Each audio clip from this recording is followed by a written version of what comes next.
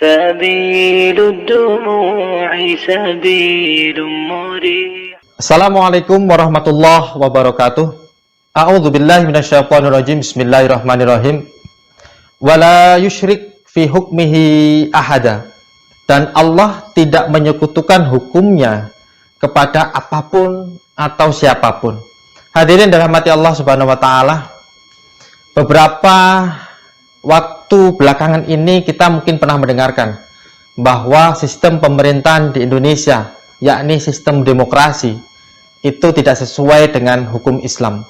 Dan ayat yang saya sebutkan ini tadi, yang saya bacakan ini tadi, dalam Quran surah Al-Kahfi ayat 26 dijadikan landasan untuk menghukumi hal tersebut. Lalu apakah memang benar seperti itu? Bahwa sistem demokrasi di sini tidak sesuai dengan hukum Allah, kemudian dianggap sebagai musyrik ataupun perilaku musyrik. Kita telah bersama.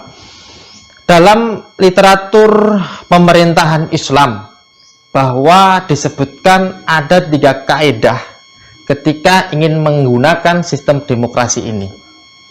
Ketika 3 kaidah ini tadi terpenuhi, maka hukum demokrasinya sah. Yang pertama adalah kaidah musyawarah, sesuai dengan apa yang disampaikan oleh Allah Subhanahu wa taala dalam Quran surah Asy-Syura ayat 38, di mana dalam arti ayat tersebut adalah ketika kita ingin memutuskan sesuatu, maka bermusyawarahlah. Rasul Shallallahu Alaihi Wasallam pernah ditanya ketika waktu perang Badar. Yang bertanya adalah sahabat Hubaib. Sahabat Hubaib bertanya pada Rasul, "Ya Rasul, apakah keputusan engkau menempatkan beberapa posisi kepada pasukan itu berdasarkan perintah Allah Subhanahu wa taala?" Ketika kala itu konteksnya adalah Rasul Shallallahu Alaihi Wasallam menempatkan beberapa pasukan, ingin menempatkan beberapa pasukan di tempat yang menurut beliau itu akan mendapatkan manfaat ataupun strategis. Rasul kemudian menjawab, "Ini adalah pendapatku dan beberapa sahabat."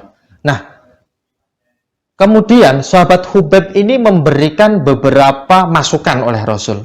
Dan ternyata masukan daripada Hubaib ini tadi, sahabat Hubaib ini tadi, lebih banyak nilai strategisnya.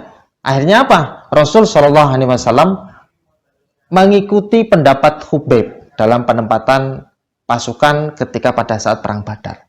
Ini yang pertama. Contoh Rasulullah Shallallahu Alaihi Wasallam telah melaksanakan musyawarah.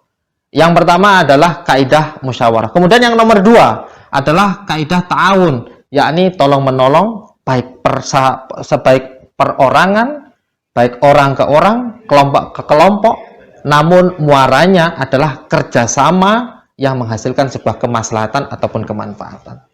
Kemudian kaidah yang nomor 3 adalah kaidah taghyir, yakni bersama-sama menginginkan perubahan dari hari ke hari, dari waktu ke waktu menuju yang lebih baik. Pemirsa yang dirahmati oleh Allah Subhanahu wa taala, tentu kita masih ingat tentang kejadian Rasul Shallallahu Alaihi Wasallam ketika memasuki kota Madinah, di mana kota Madinah ini merupakan kota yang di dalamnya terdapat banyak bangsa, banyak suku, bahkan banyak agama. Tentu kalau konteksnya kota Madinah pada saat itu adalah mirip sekali dengan Indonesia pada saat ini. Lalu ketika Rasul masuk ke kota Madinah, apakah beliau langsung memberlakukan Islam sebagai sistem pemerintahan? Ternyata tidak. Rasul Shallallahu Alaihi Wasallam mengakomodir ataupun memberikan sebuah bentuk payung hukum kepada semua kepentingan dari masing-masing bangsa ini tadi. Orang Yahudi kepentingannya diakomodir, orang Nasrani kepentingannya diakomodir.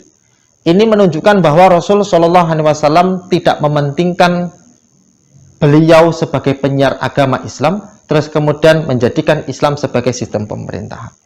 Nah, kejadian ini kemudian kita kenal pada saat ini sebagai Piagam Madinah.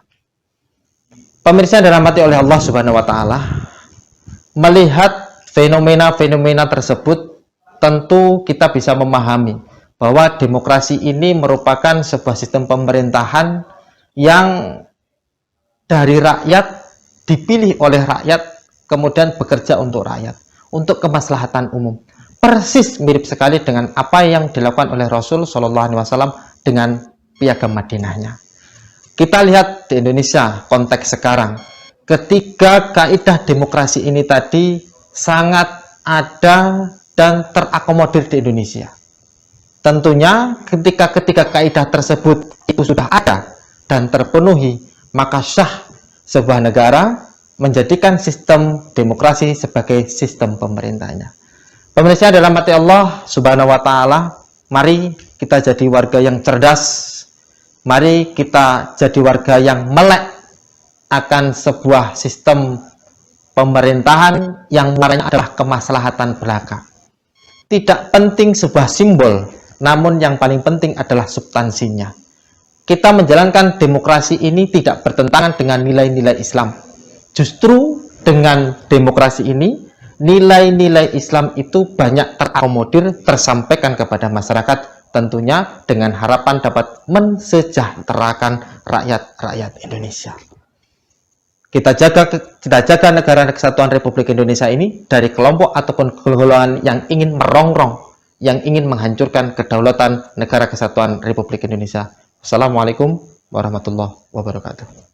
سبيل الدموع سبيل مريح كان هدايا صاحي كي